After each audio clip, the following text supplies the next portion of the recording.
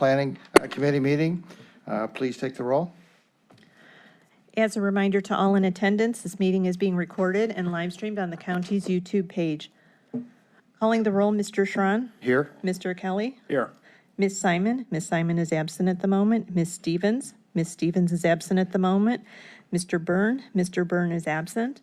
Mr. Chair, we do not have a quorum, but let the record reflect that Councilmember Dale Miller is also in attendance, and in accordance with Rule 12F of the County Council Rules, Council President Jones has appointed Councilmember Miller as member pro tem of the Economic Development and Planning Committee.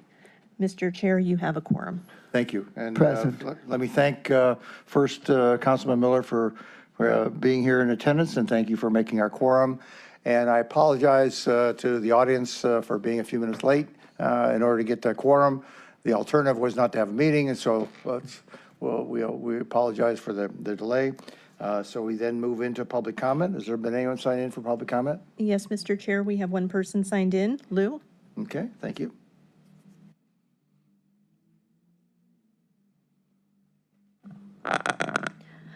Hi, good afternoon, everybody. Oh, And I'm glad, community development and economic development and planning committees both are busy, because that means there are lots of things coming up throughout the process in order to have a new projects done in the county. However, I would like to repeat part of the comments I said early in the morning, 10 a.m. something. When all these projects coming up, there are lots of the routine questions you may all think of immediately. But lots of time, it's what they don't tell you actually counts and hurts the people in the community later. So for example, how ARPA funds getting distributed, council members all have done a better job with the so-called slush funds or any other term you want to use. But with the regular resolutions happening here, hey, anybody thought about asking mail theft issue, which is still ongoing in the shelter, 2227 Payne Avenue at least? I was prompted this morning, a good question. Do people staying in the shelter allowed to have mails? Now, mails will have a regular envelope mails and also packages.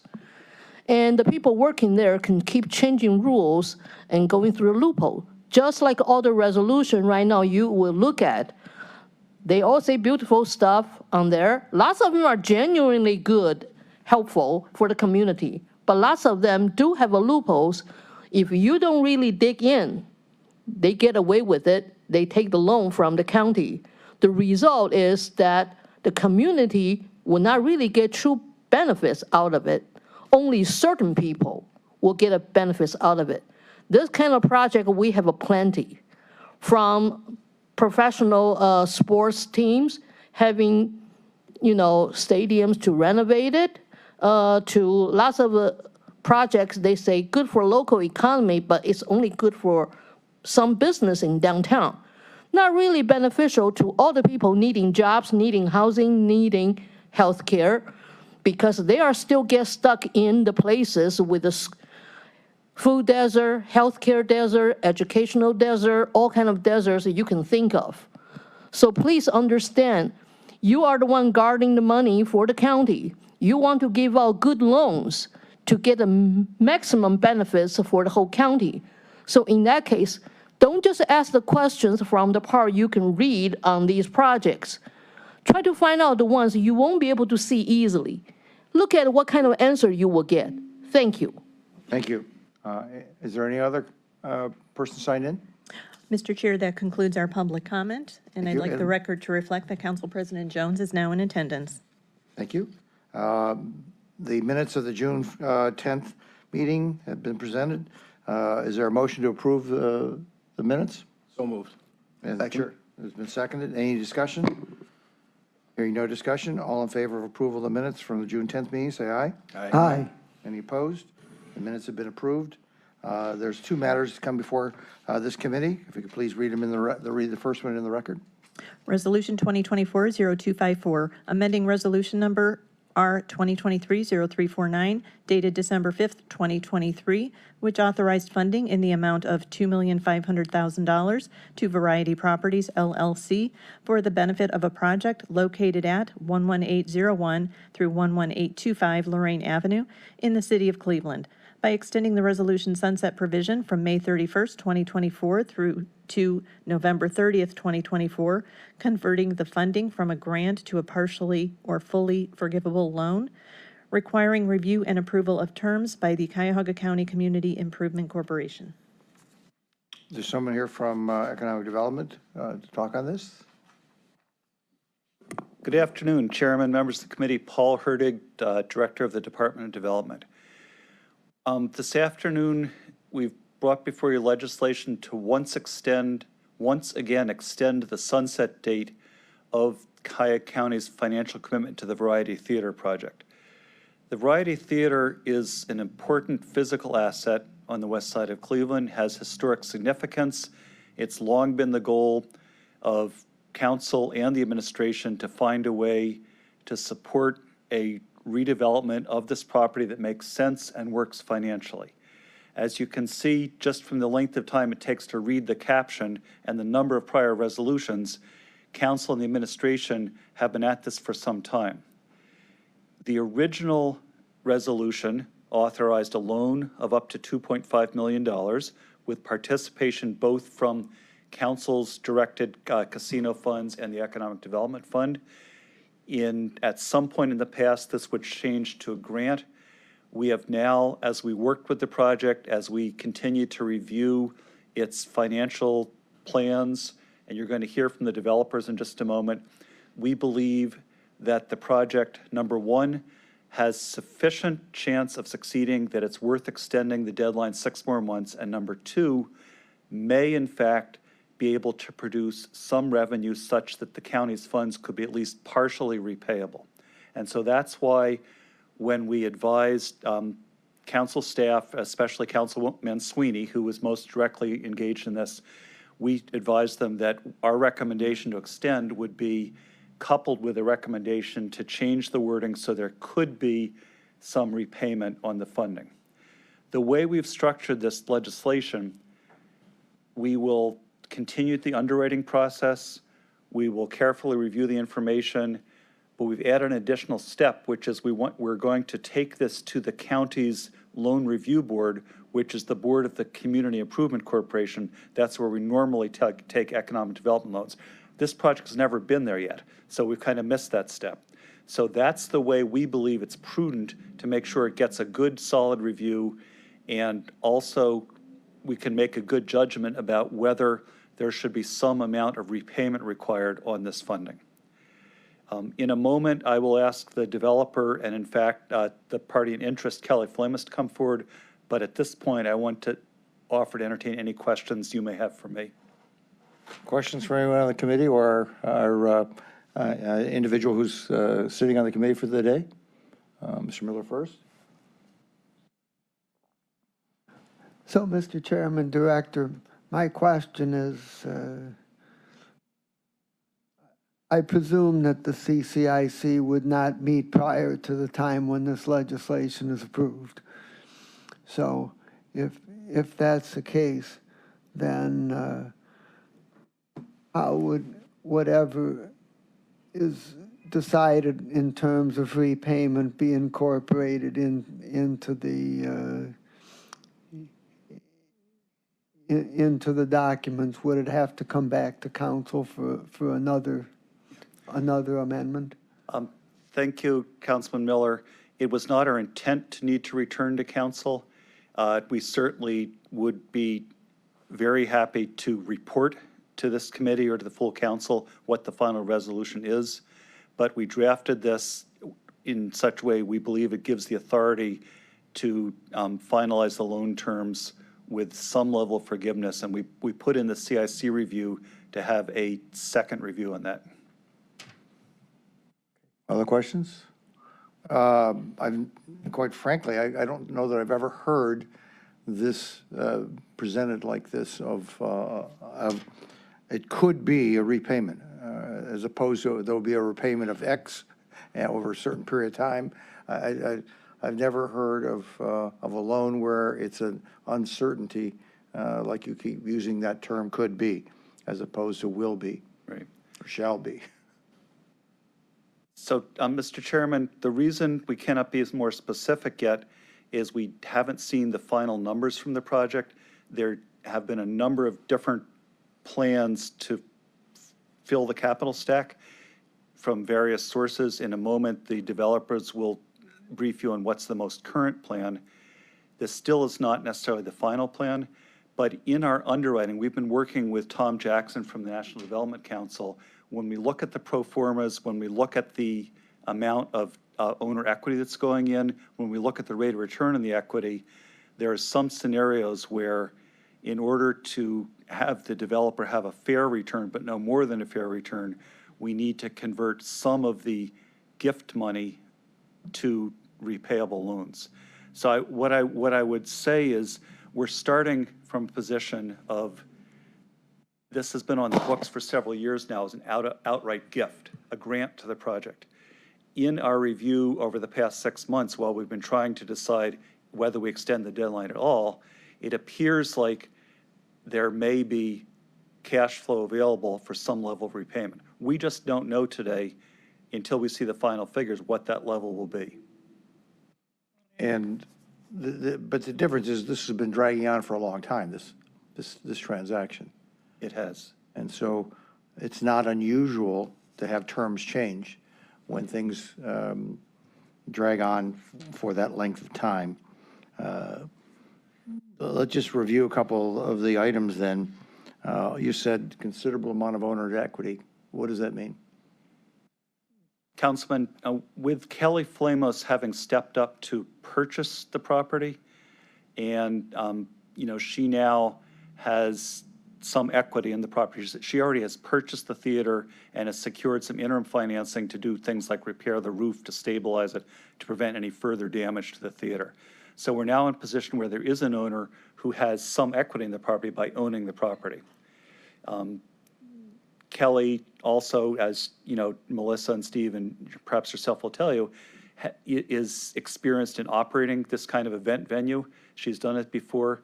And so, our belief that the project is now can be viable is based on her ability to continue to operate as an operating business, to generate revenue from the business in order to be able to make it cash flow.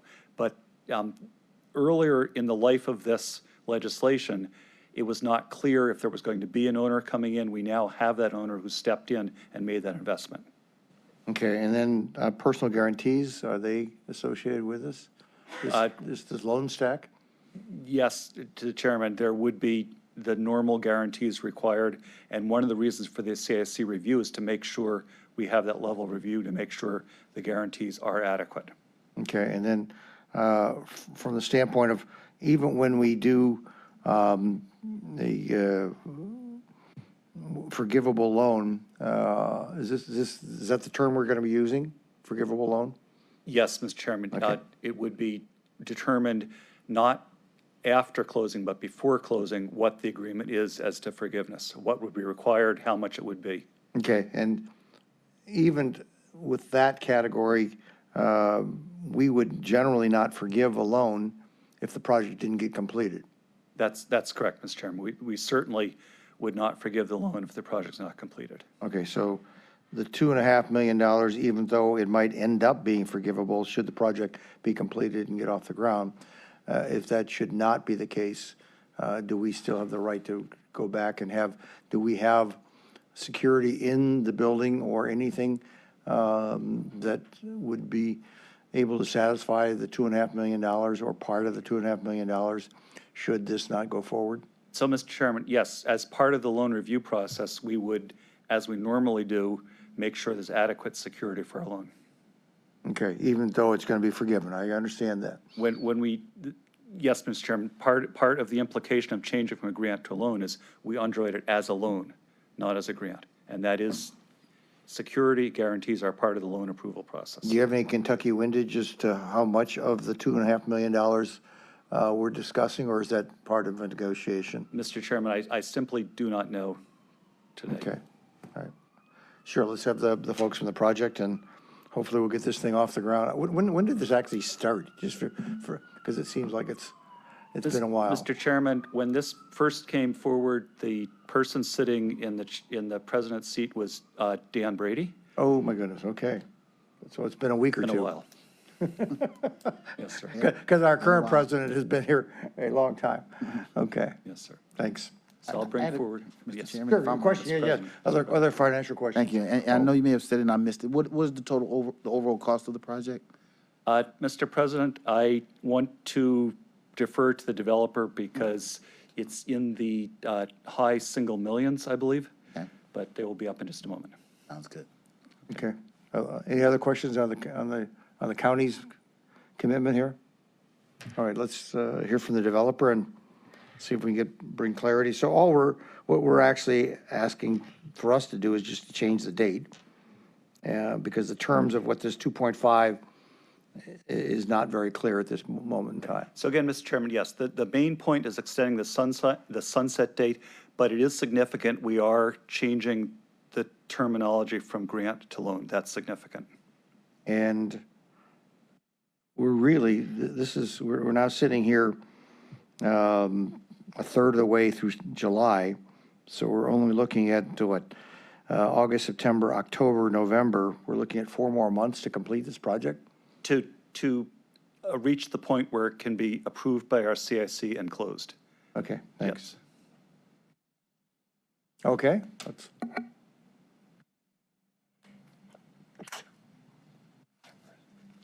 please state your name Hi, I'm Kelly Flamos. okay?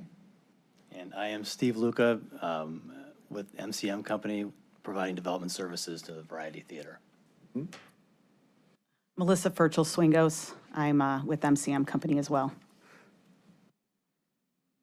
So who's going to tell us about the project and why we should be looking at what we're asking to do to change the date again?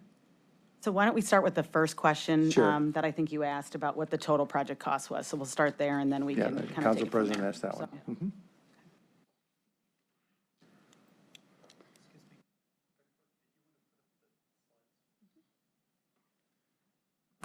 So current project costs were just a shade over $16 million. 16 million. So as you can see, the capital stack is fairly complicated. We've secured the majority of the capital stack, including the federal and state historic tax credits, city grants, state grants. We're in the process right now of working with the city for a low-interest loan as well. And I think we go next week for the city grant portion, and then the loan piece should follow right after that. We have the senior construction loan term sheet. We have the PACE loan term sheet. The only thing that we're still waiting on is the Ohio Brownfield grant dollars. But the majority of the funding is in place. So that's been a bit of the holdup, and I think you guys are aware of the issues with the Ohio Brownfield program right now. It's been kind of delayed because of the change in how they're processing those applications, so. Yeah, and just for purpose of clarity, on the top of your form that you're showing us electronically, it has the word confidential. Please, you realize, I'm sure, that this is a Yeah. public forum and there's nothing confidential. That entire piece of paper is all public record now. Yeah, and that's okay. This has been shown probably a million times between the Okay. county and the city and the state and everybody else, Okay, so. then I might suggest in the future you remove the word confidential because it bears no relevance to anything that this body is allowed to do. We're not allowed to keep anything confidential once it goes public. Yeah, not a problem, so. And let's go to your question, or your comment about Ohio Brownfield. I think both Mr. Miller and myself have some familiarity with the Ohio Brownfield program. It used to be called the Clean Ohio Fund, 150 years ago when he and I were on that committee down in Columbus. I wish you were still on that committee down in Columbus. Okay, well, then we wouldn't be here, but what is the likelihood that that is going to happen? And in the event it does not happen, does this whole capital stack start to get pretty shaky? No, so the alternative, and we're working right now with a partner, is to raise equity to replace it and then to take it out eventually with Ohio, with an Ohio brownfield. So if we don't get it in this round, we feel pretty confident that we'll get it eventually, so. Has that process already gone to the point where the Ohio Brownfield has already reviewed this packet? And So it was submitted a year ago. sure, They were actually, our understanding was they were supposed to make announcements on July 1. They have not done that. We know that the second round is already out, but no one's able to apply in round 2 because they haven't made announcements for round 1. So there's some issues, obviously, with the Ohio Brownfield program right now, so. so there was no public announcements of the successful candidates? No, it's a mess, We did it a little Chairman. differently Sure. when Mr. Miller and I were Yeah, there. so it was obviously a good program that was pretty well organized, and they made some pretty substantive changes to it in this last go-around, which we're all struggling with. But we feel confident that eventually we will be successful, just based on the amount of funding that's available and the fact that there's a lot of significant discussion about carrying the program forward, even after this next round of funding that's available. So, but the alternative, and we've already started working on this, is to just raise private equity to fill that bucket for now, and then we would then go ahead and take it out with the brownfield dollars once they become available. So that's the goal.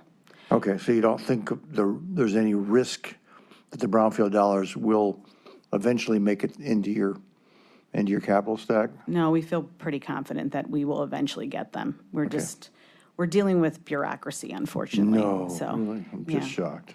Okay. Please keep on going. Yeah. So anyway, that's basically the capital stack. We do have, just so everyone's aware, if you're not familiar with the federal and state historic tax credit program, all of our required approvals are done. So it's not a matter of us waiting for any of those things to occur. And we have term sheets for for that equity as well. Again, it's just really a matter of, and then the bridge, we do have a term sheet for the bridge financing that's required in order for us to be able to take advantage of that equity as well, so. And you show on this stack that the county's economic development is a loan as opposed to a grant. Right, because obviously Paul and the rest of the team made us aware of that, that could be a possibility, so. Okay, so obviously, terms like grant and loan are, Significantly different? yeah, well, they Yes. also can affect the other people participating in the stack, I would think. Correct, correct. So we're hopeful that some of it can be forgiven. It does make a big difference, especially if we have to raise equity for that brownfield, even for the short term. But we're confident that we've worked really well with the county so far. We're confident we can continue to do that and come up with something that works for everyone as it relates to the project. In every place that you're using the word grant, city grant, Ohio Capital Appropriation Grant, Brownfield Grant, those are truly grants, not loans? Those are truly grants, yes. Because I know when Mr. Miller and I were on the Clean Ohio Fund, you scored higher if it was a loan than you did if it was a grant request. Yeah, it's all grant requests now, so. Okay. Unless they go and change something again that we don't know about, but that's the way they're currently structured, at least for these 2 rounds, so. Okay, good. If I may just Sure, add- please continue on that, Steve. So I would like to state for the record that we believe that these dollars should remain a grant. We believe that the expectation of economic benefit is highly volatile. We're talking about an entertainment facility. The numbers we provided to the economic development director were based on the assumptions necessary to attract other capital so that we could show a best case scenario with the project. There is a real risk that it will take a time to get to those results with performances and what have you, that it may take 2 or 3 years to get the project to a place where it will be returning providing potential returns to the equity investors. However, I do understand where they're coming from by looking at what our pro forma is showing, that there is a possibility that there could be dollars made in this project. The likelihood is probably 60-40 on that, right? That we're going to see the kind of impact that, it's showing in the numbers, particularly when we look at the time value of things and how long it's going to take to get operations to that level. Why don't we hear about the project and see that'll be at least a happier tone than talking about dollars and stuff like that. Okay. So like Paul mentioned, I have experience operating a live music venue in 2000. And you have slides to go with what we're talking about right now? No. Okay. But I'm just giving you a little background. Sure. I owned and operated Mayhall's 20 Lanes in Lakewood, Ohio. I purchased it from the Mayhall's family in 2011. And we converted the billiards hall there into a live entertainment space. And I sold my ownership stake in Mayhall's in 2021. But in that 10-year time period, we took this fledgling bowling alley that's also an historic landmark in Lakewood and made it a nationally recognized live music space.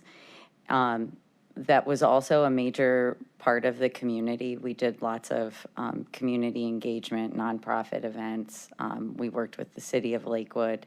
And also what happened, it's in the Birdtown neighborhood of Lakewood, which was kind of the rundown part of Lakewood. And that in 10 years' time, that neighborhood has done a 180. It's a completely different place with the property values and the other commercial developments on that part of Madison Avenue. So when I left Mayhall's and I became familiar with the Variety Theater, I saw it as a similar opportunity. It's much bigger. That's why I have experts like Steve and Missy on my side, because it's not a turnkey operation like Mayhall's was.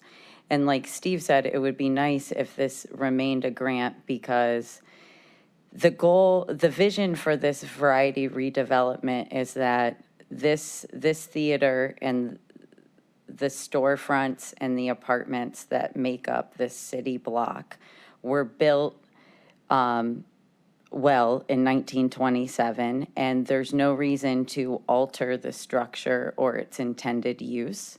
So with that in mind, we've tried to keep the budget as low as possible by not making plans to change anything. We're restoring the structure and using it for its original intended purpose. So when it was built as a vaudeville theater, and it quickly turned into a movie theater, because that was the way things were going in the late 1920s. And so the plan is for a live entertainment venue. And there's a robust community engagement plan that's already in place with Cleveland Municipal School District, so that their arts programs can, especially the schools that are in Ward 11, can utilize that theater space for programming. And then I've already connected with many performing arts-focused nonprofits in Northeast Ohio, so that they can also utilize the space, because I recognize that there is a lot of public dollars in this project. And from day one, it's been part of the plan to make sure that this is about the city of Cleveland, and it's a place for everyone. And like Steve said, there's a plan to make money and to pay back all of this money that's being borrowed to restore this building. But it will take time. And this is, for me, more a labor of love than a get-rich-quick thing. And I think that's why the building languished for so many years, because it's not that kind of project. Questions from anyone on the committee? Your comment was it's not a get rich quick. Is there a personal guarantee on your behalf for to support any of these funding sources? I put my life savings into acquiring the building and maintaining it and doing the pre-development work that we've been doing for the past 3 years since I acquired it. And we're in the process of bringing on a private equity investor that will get us to the finish line. And probably in doing that, that person will take control because I don't have enough money. Obviously, the county is not in the business of giving grants. It's, the Right, intent is, right. because we have 1.3 million people that are depending on us to make good decisions. And if this were not to materialize into a finished project, not only would the project not go forward, but then the $2.5 million that we're talking about is gone. So where do we stand on the security standpoint? Yeah, so first, Chairman, the project will close all financing simultaneously based on a project budget that will include all of the sources of capital based on a construction plan to move forward. So I'm saying that because the county money will not be utilized separate from the entire capital stack in completing the construction and completion of the project. So to the extent we close the financing, the project's going to be complete based on the budget that we have. So you would never have a scenario where the $2.5 million was utilized by the project and the rest of the project didn't move forward. Am I being clear there? Yeah, I get the idea that the project to me is not the building. That's just part of the project. If it's from following the vision of Kelly's, it's that would be ultimately a source for entertainment. And if the entertainment doesn't follow successfully, then the project, that to me is the other half of the project. Well, let me add that the theater is just one part of the building. It has 12 studio apartments. Oh, okay. And Well, seven. Yeah, please feel free to keep. 7 retail units. And so just with like in our pro forma, you can see that like just doing like the bare minimum of business in the entertainment venue, we'll be able to service our debts with the revenues from renting the apartments and the retail units. Okay, so the real source of funding, or a big portion of the funding, is going to come from the apartments and the commercial space? Is that what you're suggesting? Yeah, that's in what, it addition to the theater? reduces the risk of this, because an entertainment venue standing alone is more risky, but it has other revenue sources. And we've also attracted a potential operator to this project. My original intent was to operate it myself. There's this company called TVG, and they have music venues in major markets in the across the United States and in London, the UK.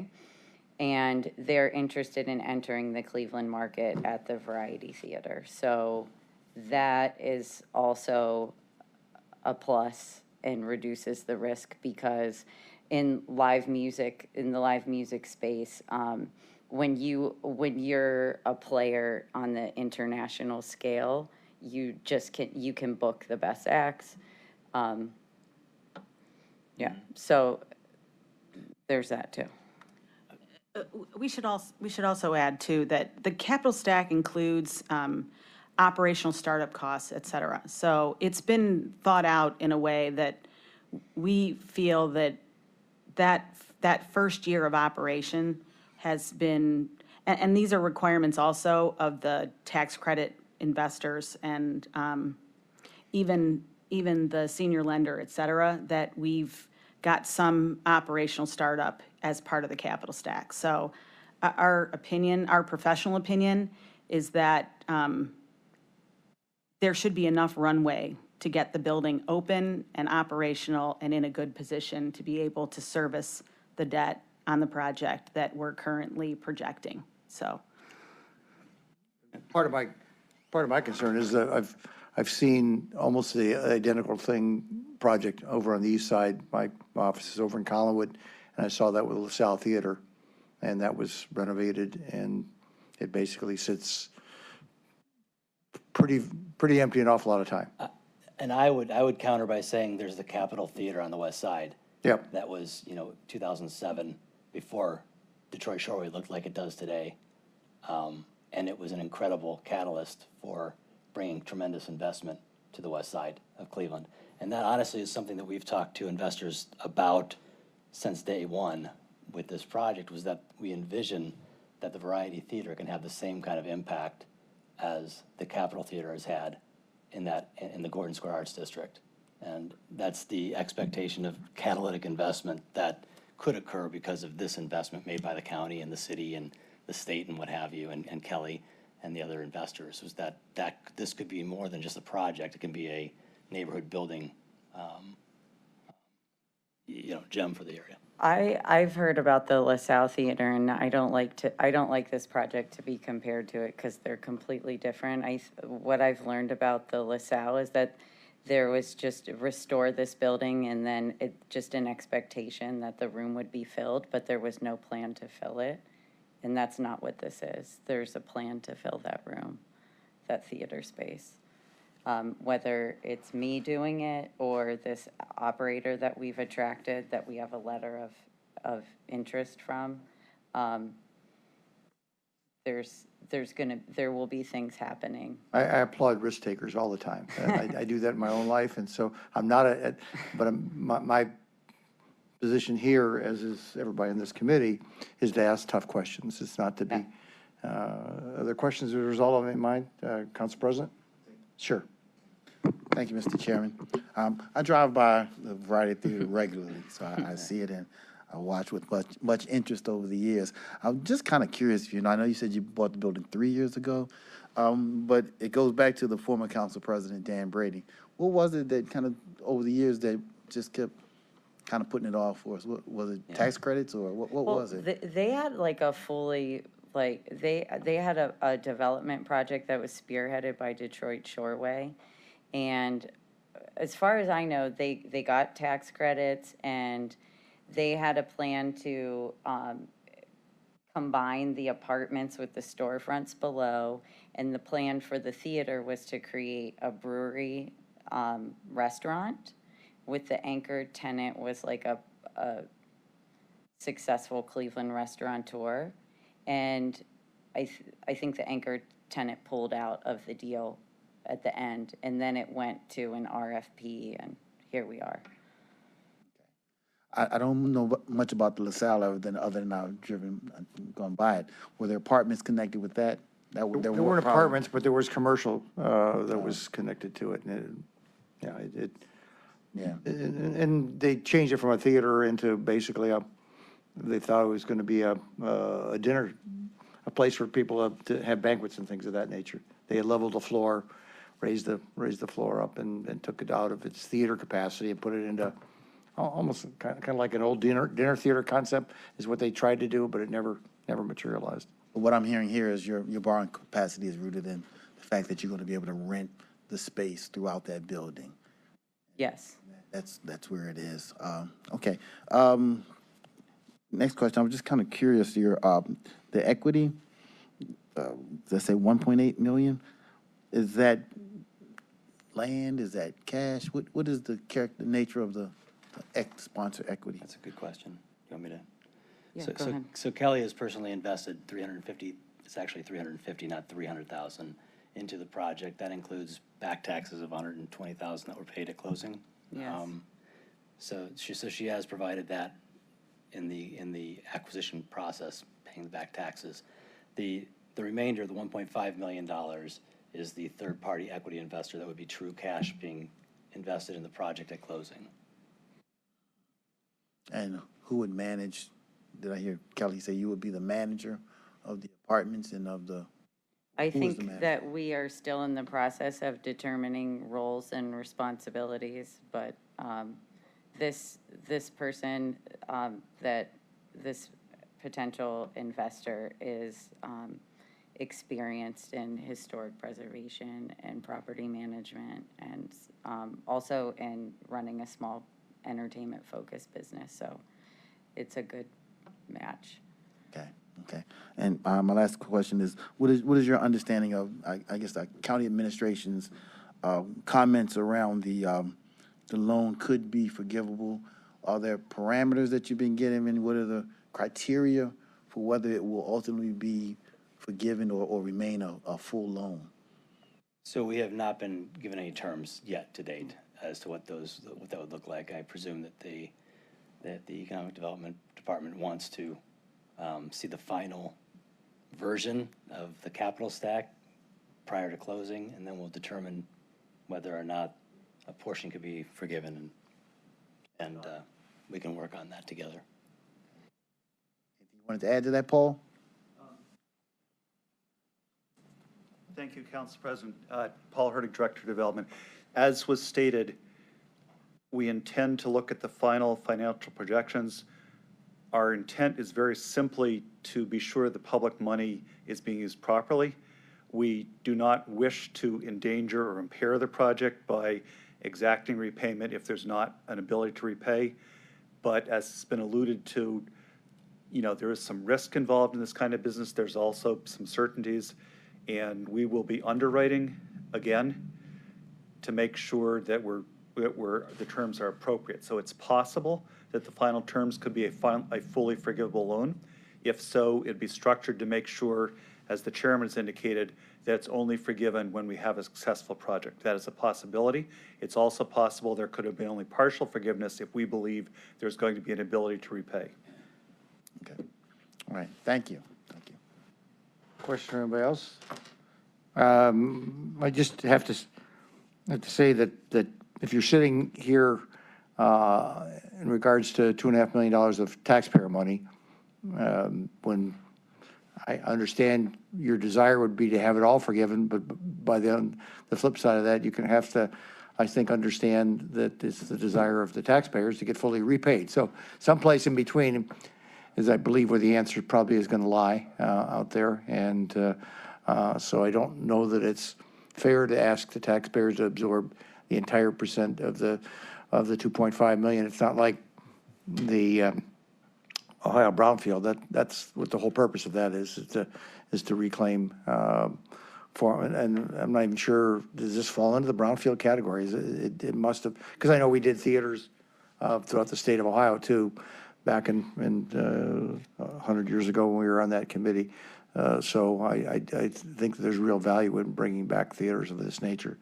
So with that, please understand that if it's being negotiated on behalf of the county to get some form of repayment, to me, it also evidences that a stronger project than a weaker project. If you need to have, if everything needs to be free, then it doesn't strike me as being a solid project if you say, yes, I can repay this, and a piece of this, and a piece of this, and that's the skin of the game that we're going to put forth on your side. Mr. Chair? Yes. A little to your point, obviously, they had to go through the CCCIC. They looked at the 5 Cs, so to speak. Have they reviewed it? What decisions did they come to? Thank you, Council President. Apologies if it wasn't clear. We will take it to the CCCIC. Oh, It's on its way there. Originally never went there. Okay. And was, so we just believe it's prudent to consult with our CIC, so we will. yeah, I mean, I don't have any problem asking about the capital stack, the capacity, condition, and all those Cs, but obviously it should go through them first. Mr. Chair, would you be willing to hold and just wait until we've heard from them? Maybe that clears up the coulds and. So if I may, Council President, the developers currently need to have the sunset extended, because not having the sunset extended may put some of their other financing in jeopardy. So we are trying to provide what the project needs to stay alive, while at the same time structuring this in a prudent way. But I could not honestly say it's okay to simply hold this indefinitely. No. Let's, if we understand your need is to get this moved forward with an extension. Okay, so let's That's one topic. The second topic is what the council president would like to hear and say, okay, what is the review process going to look like? And there's no reason that those can't be linked together, but could be exclusively, could be mutually exclusive opportunities. I have no problem with saying the one, and then put an amendment in here that this will be brought back before this committee following the review. Does that cause anybody any problems? Mr. Chairman, speaking for the Department of Development, we would welcome that because we think that's the proper way. Okay. As long as it's understood that the sunset is being extended and that we can have passage of legislation that grants that before recess. Let's fix the one with the agreement that we're all shaking hands saying, okay, it's going to get reviewed by a separate body. Once that body historically has reviewed, it comes back to this committee anyway. So let's just, let's make a simple amendment to this that says that following the review process, this will come back before this committee for an update. Does anybody have any problem with that? We certainly support that, Mr. Chair. Pardon? We'd support that. We'd support that? Okay. I believe that I'll follow my council president. Do you want to make that amendment? And I will second it. So just talking now, it would be a motion to approve it. We certainly could approve, but then maybe, then you'd come back when we have the new, once the final. new final Yes. is in place. We would certainly do that, Mr. President. Okay, does everybody have that? Okay, tell you what, the chair hereby moves that we amend this legislation to include a review process, and it will come before us for a subsequent review. Yes. Mr. Chair, Trevor Meckler, council staff. If I could suggest the committee potentially moving this out of committee. We are going to, yeah. And then at the next council meeting, we draft a proposed substitute. That's because fine. there's Okay. a lot of whereas clauses in section 1 that we would need to clean up. It's not quite a simple amendment. We know what Okay, the you committee wants understand to the do. intent? Yes. Everybody's comfortable with the intent. So therefore, we'll move this out with the expectation that we've extended the date to November 30th, 2024. Is that enough time? Well, it just seems like a hell. If you're depending upon the state of Ohio, and you got 4 months, and you got a 1 month gap, and you've got elections that are going to be taking place, are you comfortable? Is everybody comfortable that that's sufficient to get things done? Yeah, That we have to meet right. So, I mean, obviously, in a perfect world, it would be nice to have more time, for sure. Is there any magic in not picking the end of the year? Give you another month to make this December 31st? Does that help at all? That gives you a whole another month, but Paul Hertig, Department of Development would have no objection, another month. That's. would that not help at material. all? I mean, you're throwing in Thanksgiving in there, you're throwing in all this other kind of stuff that things do get delayed, so, how about we can, Mr. Mackler, you okay with me amending that just to change the date to December 31st? Okay, all right, so that'll be a proposed substitute. We'll add another month for you to give you one more month of cushion, okay? All right, so is there a motion to move this out to, for second reading for the full council? So moved. And is there a second? Now, I just want to make sure, I came to make sure I was on the committee. Yeah, you're on the committee. Councilman Miller, yeah, okay. Yeah, we didn't take you I'll off, did second. we? No. You're a sitting member, yeah, yeah, Okay, yeah. so yes, I second. Okay, so it's been moved and seconded with a clear expectation that's going before for second reading. Between now and then, we'll fix the language to cover both the December 31st extension of another month and for the review that will take place back by this committee. So it'll be back before this tough body right here. So with that, all in favor, say aye. Aye. Any opposed? So this will be moved to the full council for second reading with full expectation that at that second reading, there'll be some language change on there. But I think it'll help you folks a little bit, give you a month. Go get them, Tiger. Thank you. Congratulations. Support. Maybe get the launch of the Superman movie. It'll come, no, I think at some point. Thank you. Thank you. You know, actually, wouldn't that be cool to have Superman being launched at every Cleveland theater? That would be cool. Wouldn't that be cool? I think you could pull that off. Come on, you're a big Superman fan. Okay, we have one more item for the agenda. Resolution 2024-0264, adopting the 2024 Economic Development Plan in accordance with Section 7.05 of the Cuyahoga County Charter and Section 801.01 of the Cuyahoga County Code. Someone here to speak on this? Thank you, Mr. Chairman. Paul Herdig, Director of Development. By quick overview, I think council is familiar, but just to put it on the record, the charter requires that Cuyahoga County must have a 5-year economic development plan. That plan is developed by the county executive, consulting with the Economic Development Commission. Membership of the commission is also stated in the charter. Councilman Tron, you're the vice chair of the commission presently. And the charter further states that every year by June 1st, there shall be an update of the county's economic development plan. So we've been bringing updates of the plan as long as I've been involved in the Department of Development every year.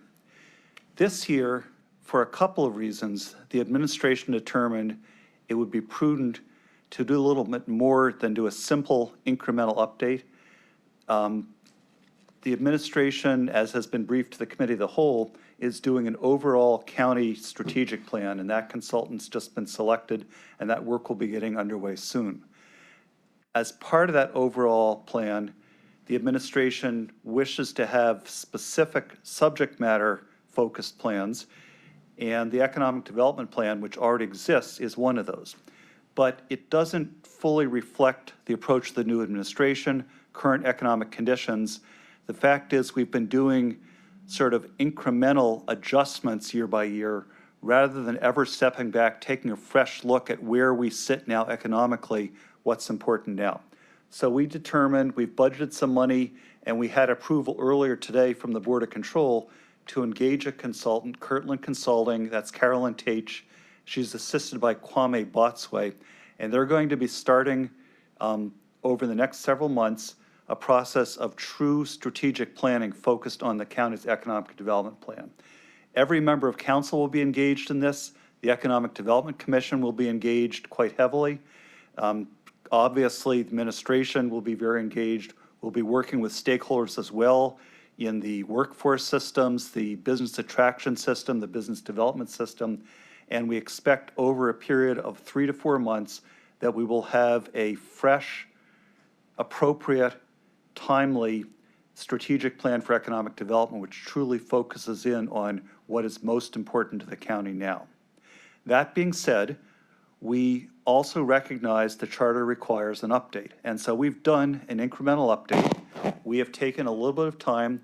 We've reviewed the current plan. We've made a few adjustments, which we've briefed on a one-pager we sent last week.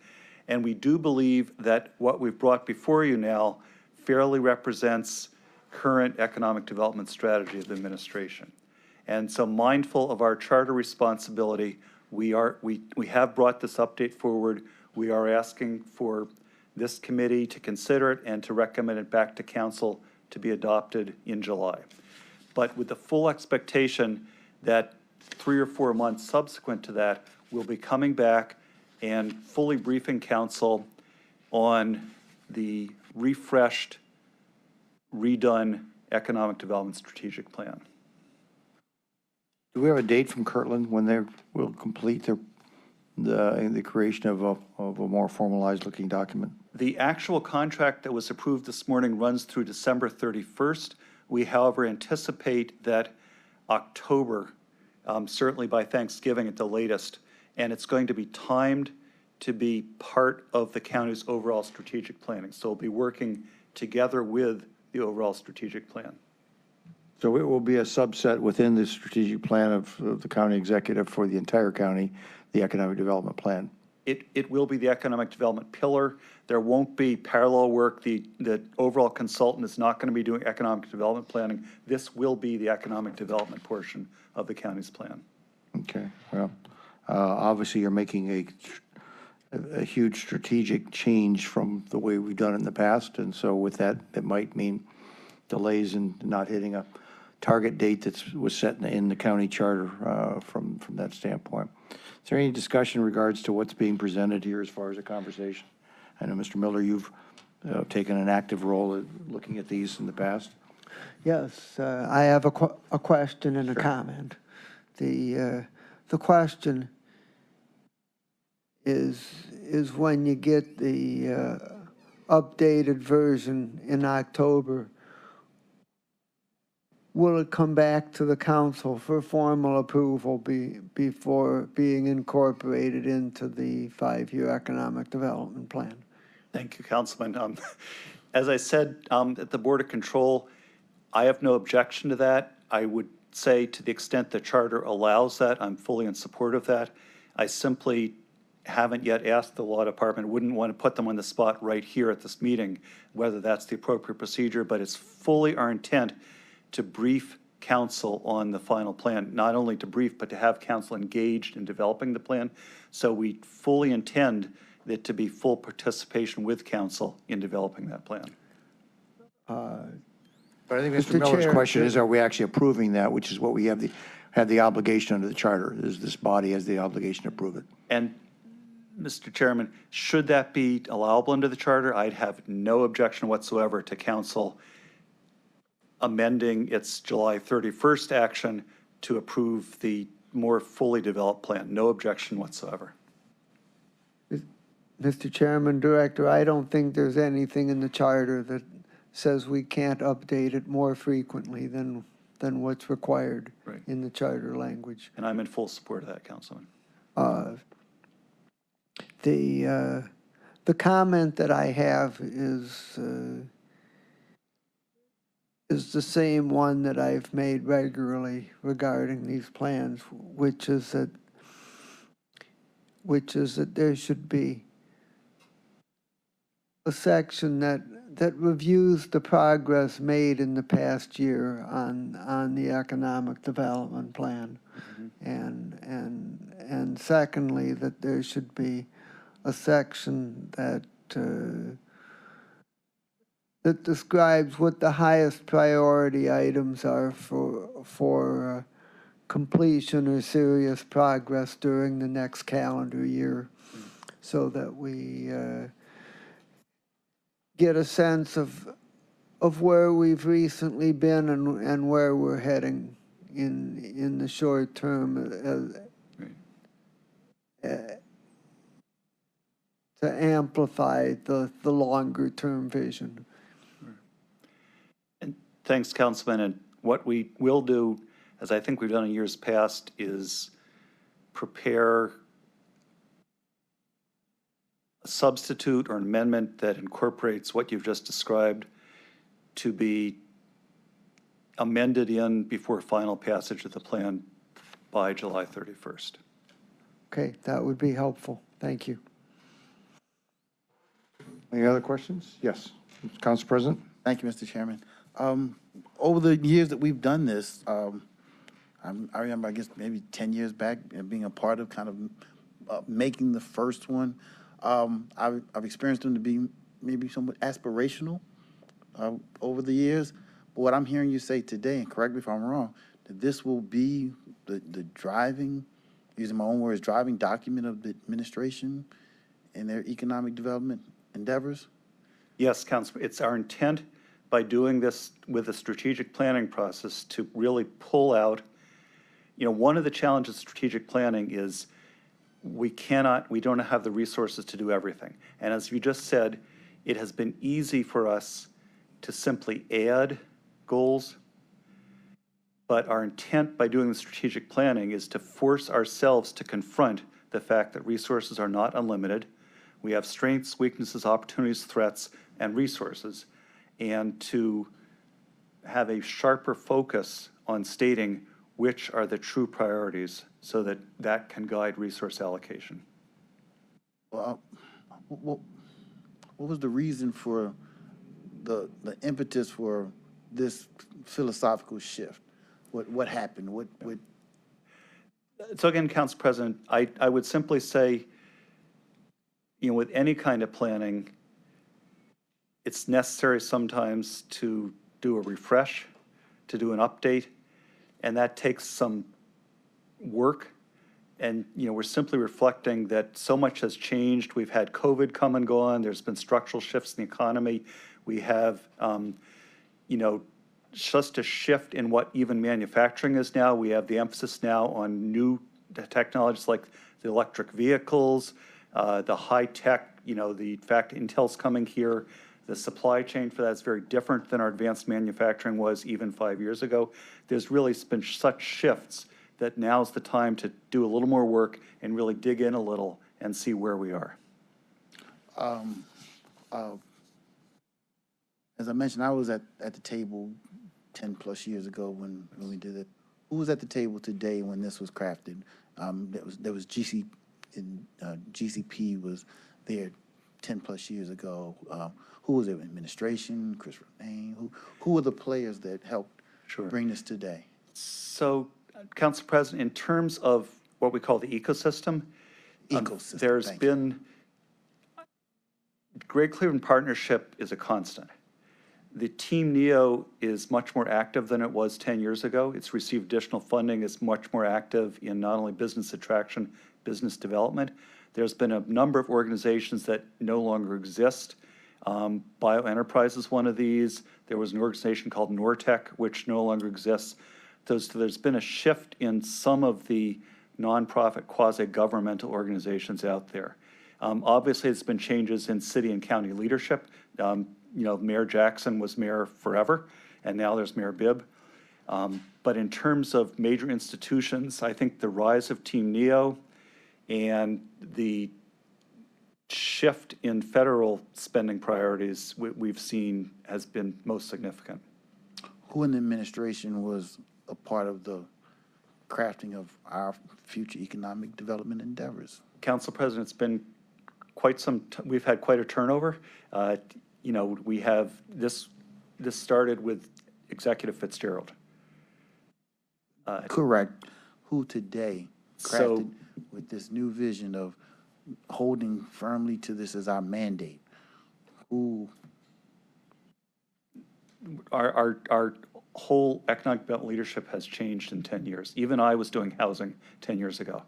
So we really have I'm not sure I'm understanding the question, but we have different leadership in the administration than we did 10 years ago. I guess I'm assuming Greater Cleveland Partnership didn't craft the 5-year plan by themselves. It was always our plan, Council President. Right, and our means you. Yes, I sir. would assume you were there. I was doing housing, sir, at the time. I guess what I'm saying. We had Paul, former this directors. 5-year plan, and I have to say I have not read it completely, Right. the entire 5-year plan. But it's different than the one that Fitzgerald laid out 10 years ago. Yes, sir.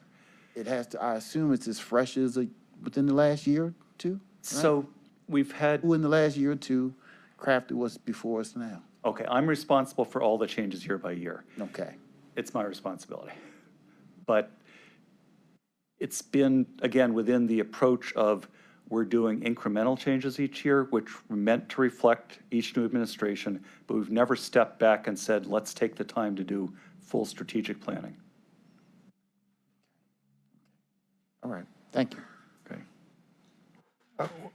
Just, I think because I've been involved with the Economic Development Commission, what is different this year is not only is that taking place, but simultaneously the entire rest of the county's strategic plan for health and human services and for all the other aspects of what drives our county operations is being done in a strategic plan too. So this is just this will be one component stuck into all the rest of the entire county strategic plan. I believe the county executive is contracted with a separate body to do all the rest of those components, none of which would be necessarily economic development. The only piece that's economic development is the one that Kirtland was just hired at today's meeting today, I believe. That's correct. So the other ones, who's the body that's doing the other strategic plan, and do you know what all the other subcomponents are? Councilman, forgive me, I'm not completely up to speed on that. I know that Chief Katie Gallagher briefed the committee of the whole on the overall strategic Right. plan. Rafalis is the name of the consultant, and that will be done. That's the work you're describing. That's what Katie Gallagher gave us the update on a couple weeks ago as far as the other components. She left this one specifically out of her coverage because she knew this was coming to us with a separate contractor. In this particular case, it's Kirtland. So this document really, for all intents and purposes, will only be a space holder between now and October. That is the intent, sir. Now in October. This document's going to be gone, what we have in front of us in October. This is only to meet the statutory guidance of the charter that says we got to have something in front of us to at least have checked off, I hate to say it, but check off a box. Because the real change is going to come when all the entire county strategic plan is done along with the economic development plan. Mr. Chair, does this come back to us then at that time as well? Yeah, yeah. I think it's usage. I think Mr. Miller asked about the concept. You said that could be done. Let's go the other way. That will be done. Council President and Chair, I have no objection to that, assuming that it's procedurally correct. I'm in full support of that. Yeah, I think that like Mr. Miller said, there's nothing wrong with saying that that we have reviewed and updated this document and have replaced it with the new document, and this body will then approve the economic development, because I assume that's going to be a 5-year plan that's going to come out from Kirtland. Yes, yes, sir. Yeah, and we're not being asked to approve the entire counties. My understanding is the county executive is going to take whatever is done as the economic development plan and incorporate it without doing any changes to it. So that will be the document that fits into his strategic plan. Is that a correct statement? Sir. Yeah. That's correct. Because I was very, very direct in making sure we didn't have two economic development plans going in here, one from the county executive and one from the commission. That's correct, Chairman. There's no duplication. They're not doing economic development work. Right. So what is it we need to do then today? Do we just need to approve this? Move it for second reading. Yes, sir. Okay, we will, but with full clarity that Council President, Mr. Miller, and myself want to see the full plan as done by Kirtland. Oh, and we'd love to be able to participate too with Kirtland before it actually gets incorporated, rolled into the county executive's, the rest of his plan. I think we have the right to see that before it gets folded into the plan. Yes, Mr. Miller? Just a comment that I think your statement that what we're passing now is simply a space holder. I think that's a little bit too strong of a statement, because in fact, you've done most of the things that we've normally done from year to year in terms of updating the plan to reflect the known changes that you know have taken place, and you've done most of that. So it's most of what we've seen in the past. The hope is only that when we get the new product done by Kirtland, it's going to be a substantial upgrade and much more strategic and focused. That's the hope, Councilman. Yes, sir. It wasn't my desire to offend anybody by calling it a space holder. It will be revised more than likely come October. How about that? Is that? Yes. Okay. So with that, the chair will actually move this for second reading. Is there a second? Second. Been moved and second. Any discussion? I think we have clarity. All in favor, say aye. Aye. Any opposed? Thanks all.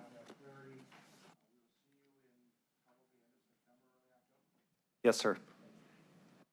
Is there anything else to come before the committee? Hearing none. Committee is adjourned.